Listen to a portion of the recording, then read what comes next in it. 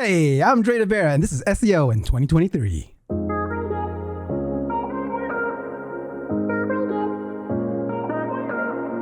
Dre, what's your number one SEO tip for 2023? My number one tip is dominating page one on Google with video. With video. Okay, what does that mean in practice and how difficult is it?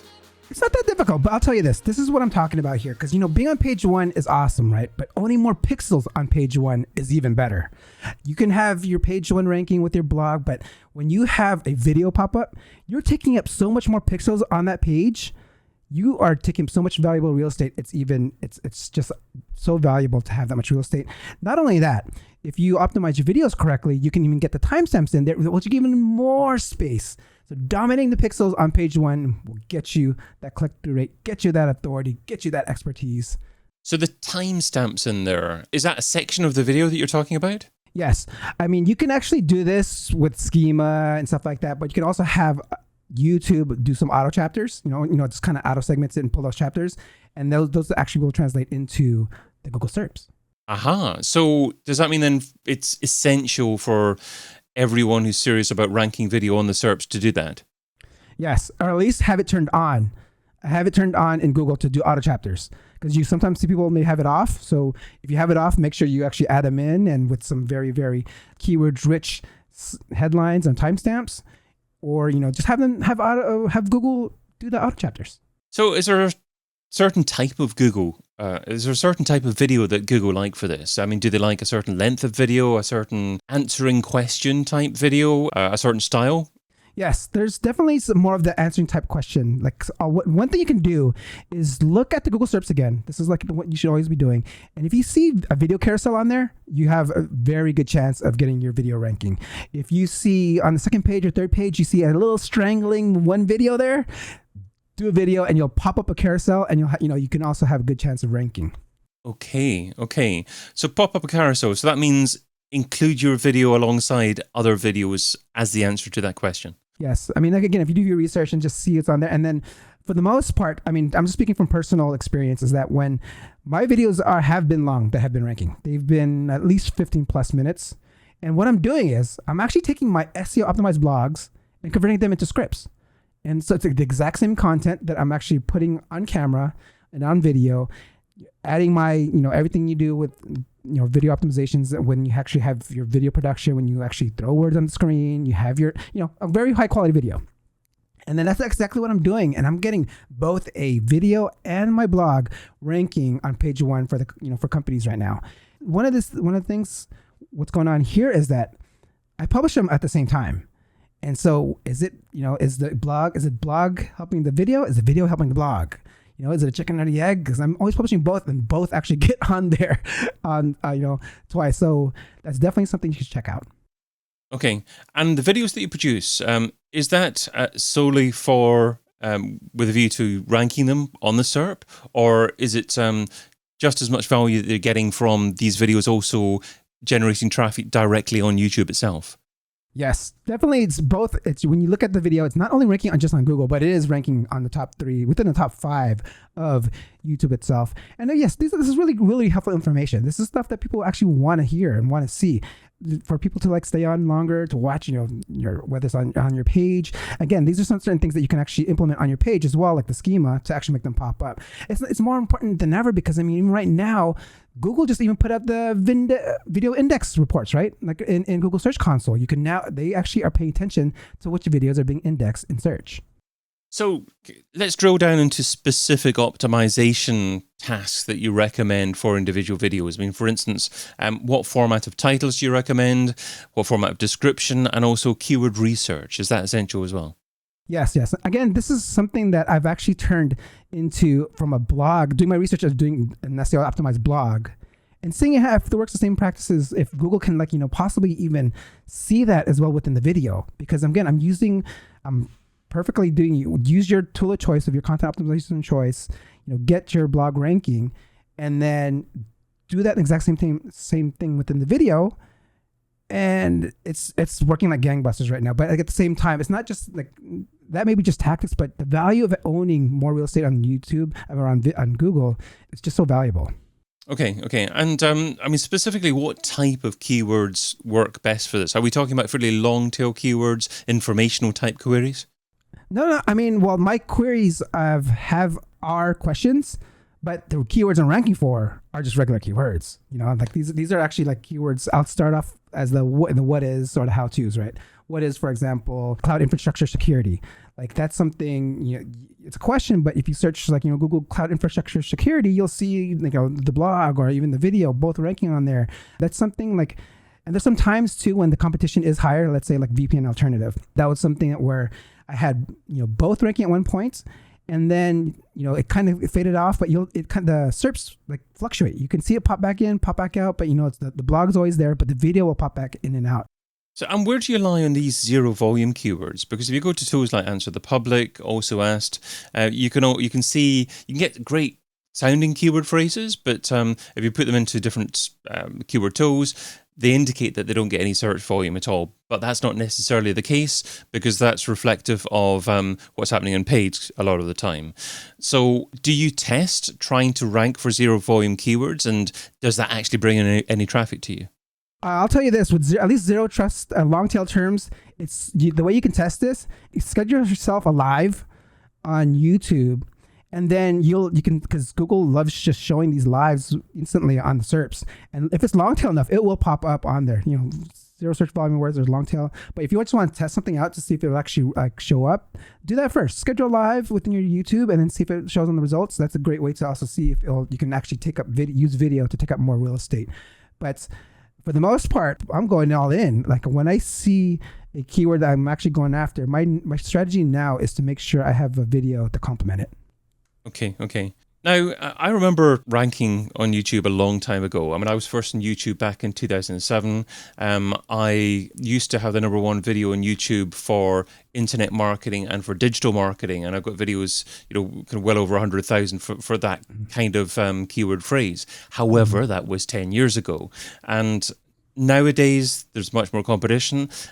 YouTube's algorithms have moved on in that... certainly for YouTube itself, it wants you to build up a certain amount of authority and history on a channel for it to be willing to recommend your videos to other people. So that's a long way of saying, does the same sort of algorithm and history and authority, is that something that's also important for ranking videos on the SERP? I believe so. I believe this is like having at least your account has to be at least strong enough to display on SERPs. You know, have Google display it on SERPs. One of the things you can check out is when you have one of the things that I always do is like when we talk about like the knowledge graphs and tying entities together. One of the things I always tie my videos in with, let's say, a blog or whatever like that. You can include videos within your press releases, right? And those get massive distributions, and that's another way, because you know, ranking on Google is, you know, backlinks count, and then getting backlinks to your YouTube videos, you know, that counts too. And is there any particular niche that this works best for? Is it business to consumer, or is it just any type of business that can take advantage of this? I mean, I'm speaking from business to business, but I've also done it for like even my personal branding stuff. Like I've been testing stuff like that there. So it may be something that you know, it can work for any company, but I mean, or any type of industry. But one of the things that you should, again, this is more of like very educational queries. I mean, again, this is like for people like looking for an answer and it comes up. And I really believe that, you know, Google can just see the content within each video, just you know, and it just pulls it up and it's ready to serve you up. So that's why I believe timestamps are very, very important too, because you're just even helping Google even more. And what ideally does Google want to happen? Does Google want people to view an embedded video on the SERP? Do they want them to click through and actually land on YouTube? What's the ultimate goal here? Well, the ultimate goal is to take up, for me, is to take up more real estate, so they can either find me. So it's a brand builder. Yeah, so if my blog doesn't stick out on page 1, they're going to see my video. And one of the things right now too that I feel that's even deeper into SEO 2023 is that's short form, like vertical videos. It's going to blow up. I mean, they're already indexing TikTok videos on the SERPs. Yeah, on the SERPs. There's TikTok videos on there. So this is something they're already testing. And I just feel that it's going to become bigger and bigger, because even right now, the short algorithm within YouTube, they've been promoting. You can easily garner millions of views, thousands of views posting shorts. So I feel that they're going to start trickling that all in within the Google search itself. Interesting. Okay, because I remember when videos first appeared in the SERP, you used to be able to see video from other third-party services, maybe Vimeo or other services that were more popular at the time. I think it was Blip and Brightcove and services like that. But obviously YouTube is fairly omnipresent now, and you just don't know if it's the fact that YouTube's so popular or Google is a little bit more likely just to want to feature videos from YouTube. But you're saying that it is possible now to actually incorporate videos from other sites apart from YouTube. Yeah, TikTok is, I can see it already. I mean, you can search some of your favorite TikTok influencers.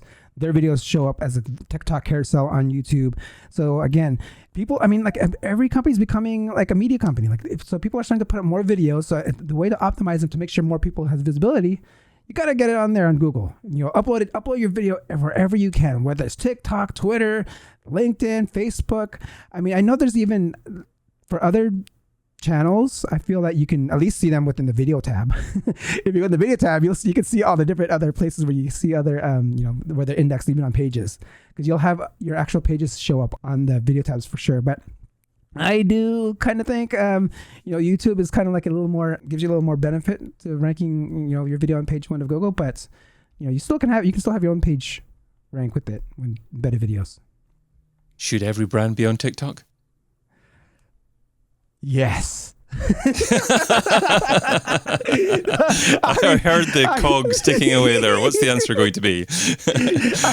I mean, it's so funny because even right now, like I'm getting so much, because I do a lot of the videos within my company, and they're like, "Hey, how come we're not on TikTok? How come we're not on TikTok?" I was like, "I don't know." I mean, I guess it just depends on the business. If your crowd's there, do it, right? I mean, if you can have the fun part of it. If you can tie in maybe how a lot of companies, B2B companies will use Instagram as more of a place for company culture and stuff like that. Maybe there's a place for it, but again, video, if you want to get noticed, use video. I mean, obviously brand's important and there are always going to be types of marketing that isn't possible to directly measure. But on the other hand, you've got people in charge of digital departments that are used to measuring absolutely everything. And they're going to be asking you the question, what's the ROI of this? What's the ROI of getting these videos ranked in the SERP? Can I not measure some kind of click-through? Can I apply some kind of visibility of the brand? Can I take some kind of ROI from that and assume that people are actually going to come through and visit my website because of it? What would you say in response to that? Be sure to use your UTM, your tag your URLs. I've actually worked with influencers, and then they post YouTube videos, and I'm getting leads and clicks from there, just from there are links in their descriptions, and we can see it coming in because the UTM parameters that we're seeing. So it's like, I feel like companies should start building, content creators is huge, right? It's a huge economy. The content creating economy is huge. And I feel more B2B businesses are going to start hiring content creators. There's a certain style when it comes to content creators, when it comes to like the content that's created. It's like, it's builds that relationship with people. And I feel that content creator style can also bring that connection between, potential customers, which, I've actually been, using as well. Okay, so you're basically saying include lots of decent, relevant calls to action links within the description of your YouTube videos and UTM parameters on there as well, and then you can actually track that and people will click on those links. Yes. Because I'm curious because I do hear when we hire influencers and, they say click the link below and stuff like that. It's like, they're clicking the link below. We're seeing them come in. We're seeing like the leads come in with, their particular channel. Just from a UTM tagged URL.